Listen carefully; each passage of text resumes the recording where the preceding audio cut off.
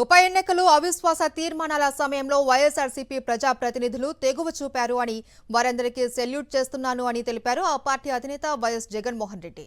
ఏపీలో దుర్మార్గమైన red book పాలన నడుస్తోంది అని ప్రజా వ్యతిరేకతను అణిచివేయడం సాధ్యం కాదు అన్నారు. చంద్రగిరి ఎంపీపీ ఉప ఎన్నికల్లో గెలిచాక జై జగన్ జై వైఎస్ఆర్సీపీ అన్నారు అని కేసులు పెట్టారు అని చెప్పారు. టీడీపీ నేతలకు గ్రామాల్లో తిరిగే ధైర్యం లేదు అన్నారు. తిరిగితే ఇచ్చిన హామీలపై ప్రజలు నిలదీస్తారు అన్నారు వైఎస్ జగన్.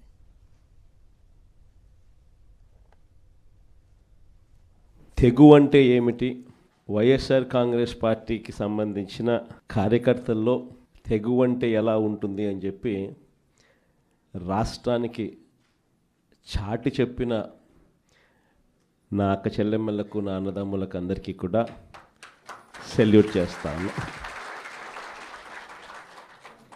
ఎందుకంటే ఈరోజు మనము యుద్ధ వాతావరణంలో ఈరోజు ఆంధ్ర రాష్ట్రంలో ప్రజలు బ్రతుకుతూ ఉన్న పరిస్థితులు కనిపిస్తూ ఉన్నాయి. ఇలాంటి దుర్మార్గమైన పాలన, రెడ్ బుక్ పాలన బహుశా ఎప్పుడు కూడా ఆంధ్ర రాష్ట్రంలో గతంలో ఎప్పుడు చూసి ఉండదు. అలాంటి పరిస్థితుల మధ్య ప్రజాస్వామ్యాన్ని ఖూనీ చేయడం అంత సులువు కాదు. ప్రజల్లో వ్యతిరేకతను గొంతు పట్టుకొని నలపడం అంత సులభం కాదు. ఇచ్చిన మాటను, మేనిఫెస్టోలో చెప్పిన మాటలను నిలబెట్టుకోకపోతే నీ తోలు తీస్తాం అని చెప్పగలిగిన సత్తా వైఎస్ఆర్సీపీకి ప్రతి గ్రామం నుంచి ఆ కార్యకర్త లేస్తాడు అని చెప్పి చాటి చెప్పాం. మీ తెగువకు మరొక్కసారి సెల్యూట్ చేస్తూ అడుగులు కార్యక్రమాన్ని ముందుకు తీసుకొని పోతా ఉన్నాం. ఆశ్చర్యం కలిగించే విషయాలు. ఎందుకనంటే ఎక్కడ కూడా ఈ జరిగే ఈ ఎన్నికల్లో తెలుగుదేశం పార్టీకి ఎక్కడ కూడా బలం లేదు. ప్రజలు ఓట్లు వేసిన పరిస్థితుల మధ్య వైఎస్ఆర్ కాంగ్రెస్ పార్టీ జెండా మీద, వైఎస్ఆర్ కాంగ్రెస్ పార్టీ గుర్తు మీద గెలిచిన సభ్యులు ప్రతి చోట చూస్తే అసలు తెలుగుదేశం పార్టీ ఎందుకు పోటీ పెడతా ఉంది అని చెప్పి ఎవరికైనా కూడా ఇట్టే అర్థమవుతుంది. ఇంకా తిరుపతి రూరల్కి సంబంధించి చంద్రగిరి నియోజకవర్గంలో, అంటే చంద్రబాబు నాయుడు సొంత నియోజకవర్గం, చంద్రబాబు నాయుడు ఇల్లు ఎక్కడుందంటే ఇక్కడే, ఇదే చంద్రగిరి నియోజకవర్గంలోనే చంద్రబాబు నాయుడు ఇల్లు. ఆయన మొట్టమొదటిసారిగా చంద్రబాబు నాయుడు గెలిచిందే ఇక్కడే, మళ్ళీ ఓడిపోయింది కూడా ఇక్కడే. అక్కడ బీసీలు డామినెంట్గా ఉన్న ఆ ఏరియాలో బీసీలకు ఇచ్చి సామాజిక వర్గాన్ని పైకి తీసుకొని రావాలి అని చెప్పి ఎవరైనా చూస్తారు. కానీ అక్కడ బీసీలు ఎక్కువగా ఉన్నారు, వాళ్ళల్లో ఆర్థిక స్థితిగతులు సరిగ్గా ఉండవు. కాబట్టి ఈయనైతే ఆర్థికంగా సౌండ్గా ఉంటాడు, బీసీలను ఎప్పుడు కూడా తొక్కి పెట్టచ్చు అని చెప్పి అక్కడికి పోయి అక్కడ పాగా వేసినాడు. నిజంగా ఏ తెలుగుదేశం కార్యకర్త కూడా ఇళ్ళకి వెళ్ళి వాళ్ళ గ్రామాలలో వాళ్ళు తిరుగుతూ వాళ్ళ గ్రామాలలో ఉన్న ప్రజల ఇళ్ళకు వెళ్ళి బాగున్నారా మీరు అని పలకరించే ధైర్యం చంద్రబాబు నాయుడు గారికి సంబంధించిన ఏ కార్యకర్తకు లేదు. కారణం, చంద్రబాబు నాయుడు గారికి సంబంధించిన ఏ కార్యకర్త అయినా కూడా ప్రజల్లోకి వెళ్ళి వాళ్ళ ఇళ్ళ దగ్గరికి వెళ్తే ప్రతి ఒక్కరికి కూడా వెన్నులో భయమే. చివరికైతే నా అక్క చెల్లెమ్మలందరూ పొద్దుటూరు నుంచి ఎదురు చూస్తూ ఉన్నారు, కడప నుంచి ఎదురు చూస్తూ ఉన్నారు. ఏదో ఉచితంగా బస్సు వస్తుంది, ఏదో విశాఖపట్నం పోయి రావచ్చు కదా, పొద్దున పోయి సాయంత్రానికి వెనక్కి రావచ్చు కదా అని చెప్పి. అటువంటి చిన్న చిన్నవి కూడా పట్టించుకోవడంలా, దానికి కూడా దిక్కులేని పరిస్థితిలో ఈరోజు రాష్ట్రంలో పరిపాలన సాగుతూ ఉంది. మరోవైపున చూస్తే వ్యవస్థలన్నీ పూర్తిగా విధ్వంసం. మొన్నటిదాకా వైఎస్ఆర్ కాంగ్రెస్ పార్టీ ఉన్నంత వరకు గవర్నమెంట్ బడులలో పిల్లలకు గవర్నమెంట్ బడులకు పోయేదానికి గర్వంగా ఉండేది. గవర్నమెంట్ బడులలో మన పిల్లలను చదివించేటప్పుడు మనం గర్వంగా చెప్పుకునే పరిస్థితి నుంచి ఈరోజు గవర్నమెంట్ బడులలో అప్పట్లో నో వేకెన్సీ బోర్డ్స్ నుంచి ఈరోజు గవర్నమెంట్ బడికి పంపించారంటే తల్లిదండ్రులు హెసిటేట్ చేసే పరిస్థితులకి మళ్ళీ స్కూళ్ళు నాశనమైన పరిస్థితులు కూడా ఇప్పుడే చూస్తూ ఉన్నాం. వైద్య రంగం ఇంకా దారుణంగా తయారైపోయింది. ఈరోజు ఎవరికైనా ఆరోగ్యం బాగోలేకపోతే లక్షలు ఖర్చు చేస్తే తప్పనిచ్చి, వాళ్ళు ఖర్చు పెట్టుకుంటే తప్పనిచ్చి, వాళ్ళ అప్పులు పాలు అయితే తప్పనిచ్చి ఈరోజు ఆ పేదవాడు బతికి బయట పడే పరిస్థితే లేదు. ఏ పంటకు కూడా ఈరోజు గిట్టుబాటు ధర రాని పరిస్థితి. ఉచిత పంటల బీమా గాలికి ఎగిరిపోయింది. ఈ క్రాప్ బుకింగ్ ఎక్కడుందో ఎవడికి తెలియని పరిస్థితి. రైతుల పరిస్థితి ఈరోజు రోడ్డున పడి రైతులు అల్లాడుతూ ఉన్నారు. పెట్టుబడి సహాయం కింద కనీసం జగన్ ఉంటే 13,500 ఇచ్చేవాడు. జగన్ పోయాడు, 26,000 ఈయన ఇస్తానన్నాడు. ఆ 26,000 కూడా గాలికి ఎగిరిపోయింది అని చెప్పి ప్రతి రైతు కూడా చంద్రబాబు నాయుడుని తిట్టుకుండా తిడతా ఉన్న పరిస్థితి కనిపిస్తూ ఉంది. వ్యవస్థలు పూర్తిగా అధ్వానమైన పరిస్థితులకి నీరుగారాయి. ఎక్కడా కూడా పెన్షన్ల విషయానికి చూస్తే ఈయన ముఖ్యమంత్రి కాక మునుపు 66,60,000 పెన్షన్లు. ఈ రోజుటికి 12 నెలల్లో జరిగిన పెరుగుదల ఏమిటి అని అంటే 4 లక్షల పెన్షన్లు తీసేయడం. పెరగాల్సింది పోయి ఒక కొత్త పెన్షన్ ఇవ్వకుండా 4 లక్షల పెన్షన్ ఊడగొట్టడం. ఇది చంద్రబాబు నాయుడు చేసిన ఘనత.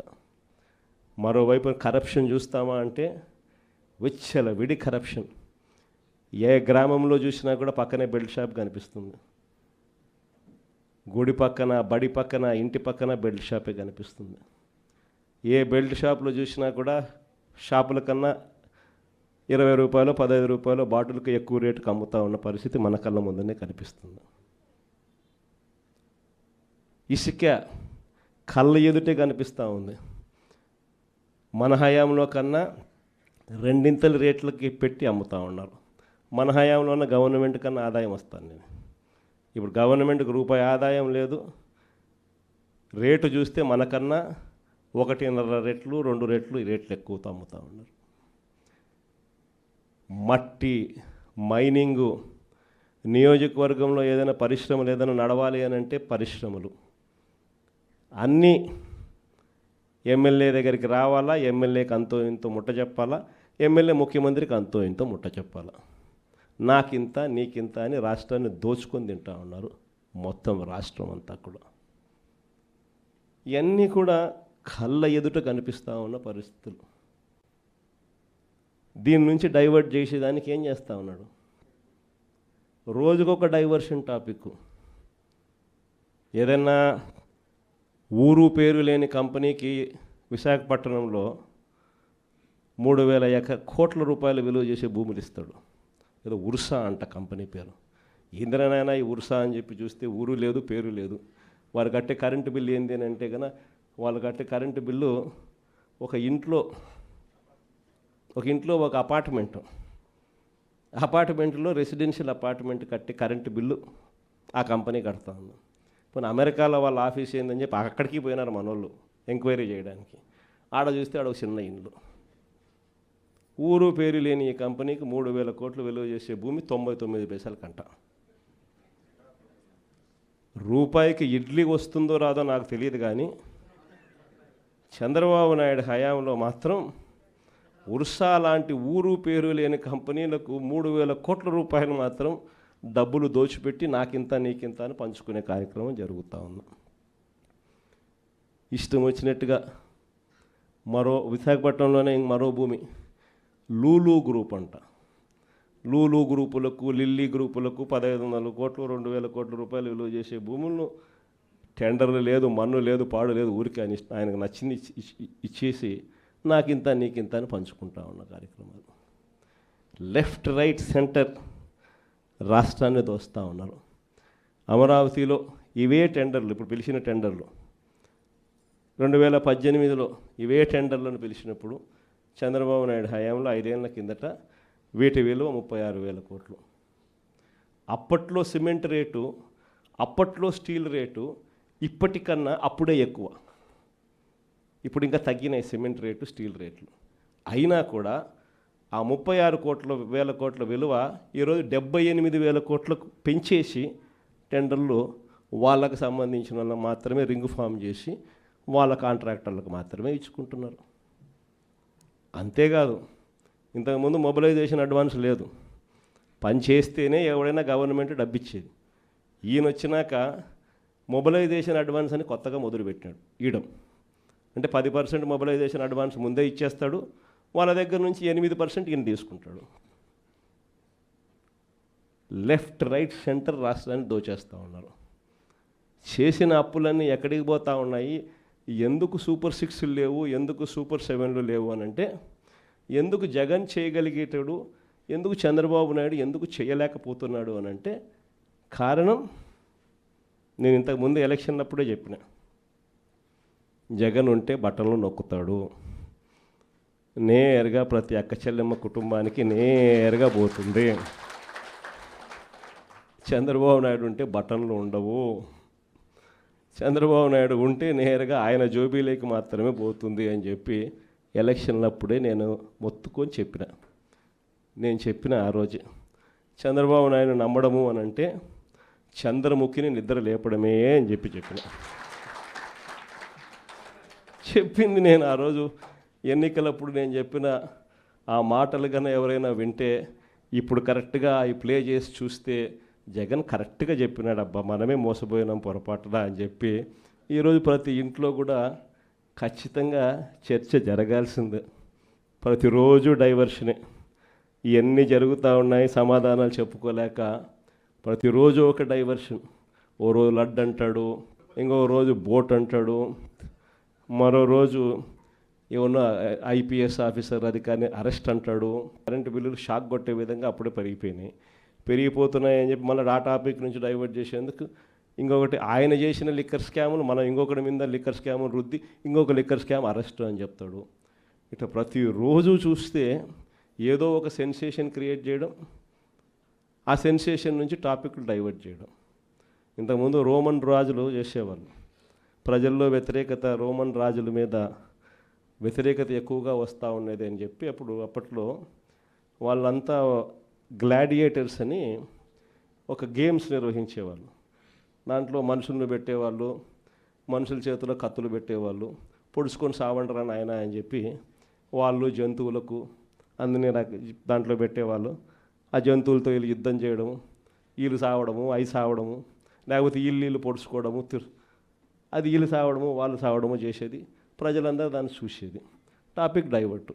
లేదా రాజట్ట పరిపాలన చేస్తూ ఉన్నాడు, దాంట్లో రేట్లు ఎట్లున్నాయి, ప్రతిరోజు ఒక డైవర్షన్ టాపిక్, ప్రతిరోజు ఒక డ్రామా.